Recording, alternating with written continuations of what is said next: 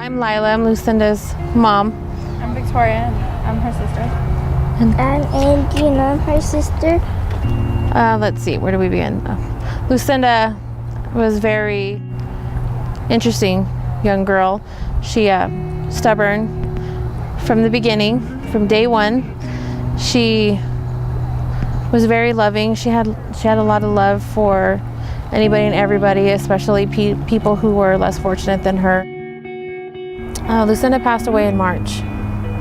Lucinda was 15. I just wish that we could have done more for her. She would have just thought twice that one day.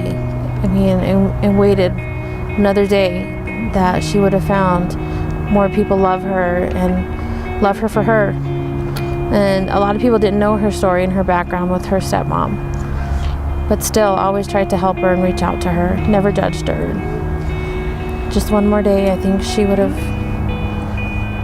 just seen, she was loved. She still is loved. Her life wasn't easy. None of the kids' lives were easy.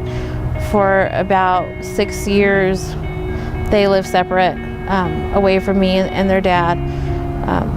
And finally, when Lucinda came here, it was a good thing, but under bad circumstances. She was in an abusive home with her stepmom, as were Christopher, my son, and Angelique, this one here.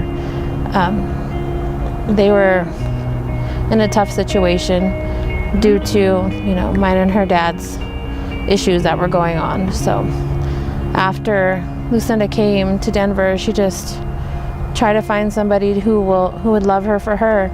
And I think she was always searching for that for as long as I can remember. That's all she ever wanted. I think in the end, she just couldn't handle the kind of hurt she was going through and the pain that she had inside, and due to me and her father, and also the abusive situation with her stepmom, I think she felt let down by the court system because she did the right thing, and she finally told, and we went through court, and in the end it didn't go in their favor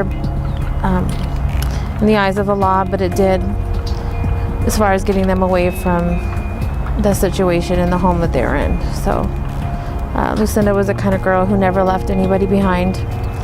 One of the last things she said to her brother before she ran away from her stepmom was, "Don't be scared, I'll be back for you." And that's exactly what she did. She came back for him and Angie, and that's how she was.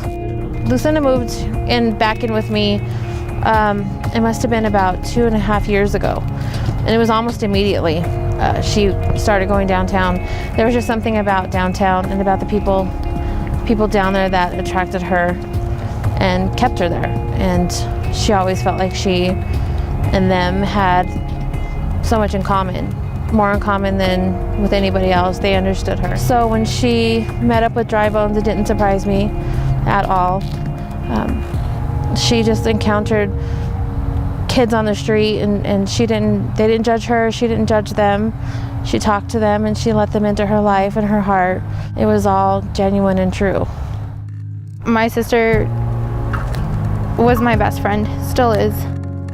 When we were little, she decided she wanted to be like my mom, and she wanted to cut hair, and she cut my brother's tail off that he'd been growing since he was a baby, and it still hasn't grown back, but she hid it, and she told me not to tell my dad, and I didn't, and then my dad found it, and she got in trouble.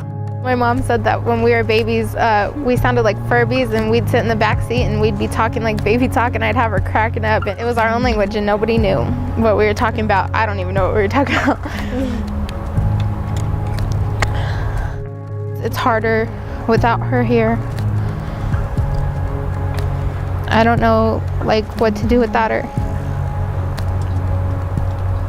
She was there to pick me up when I was down, and when my best friend died, I sat one night talking to her, crying, and she started telling me about her problems and what she had going on, and we cried together, and I was really depressed and suicidal even, and she she saved me. She told me the only thing that saved me. She said, "V, you're my best friend and I love you." You know, just an example of how just close and everything we were.